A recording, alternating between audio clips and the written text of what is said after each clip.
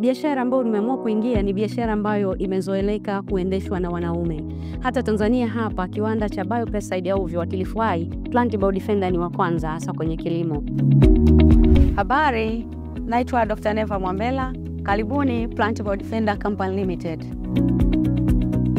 Baada ya Kantangaze kuingia, matumizi ya kemikali yalikuwa makubwa sana na jina lenyewe Kantangaze kulikuwa hakuna dawa maalum.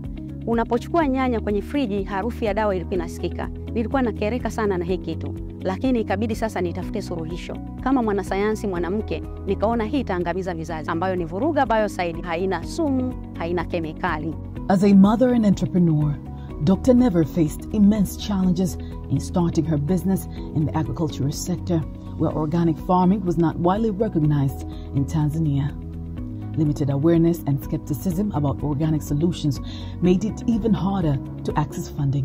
Changamoto kubwa ilikuwa kama mama kuanzisha biashara, lakini sio biashara tu, biashara ambayo ni ya sekta ya kilimo.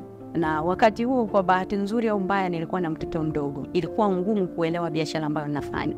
Kwa hiyo mume wangu ndo alikuwa wa kwanza kuunga mkono, akakopa, tukawa tunanyinyima, tukasajili kampuni, tukaweza kusajili dawa. Daktari Neva ni mke wangu. Wakati anaanza kufanya utafiti wake kwenye Vuruga, mwanzo niliona kama vile haiwezekani kama baba, lakini baadaye niliona ni kitu ambacho kitatusaidia kama familia. With funding and support from UNDP's Funguo Innovation Program, funded by the European Union and the UK government, Dr. Neva is expanding her impact through financial investment, mentorship and business development support.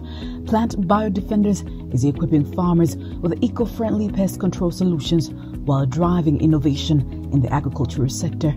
Hizi mashine mimi mwenyewe natumika kama engineer kwa sababu ni kitu kipya, imebidi ni design mwenyewe, alafu nitafute maengineer wa Kitanzania ambao wanaweza kutengeneza kulingana na kitu ninachokupata. Plant Biodefenders Company Limited tumeajiri ajira za kudumu 12 ambapo wanaume ni 6 na wanawake ni 6.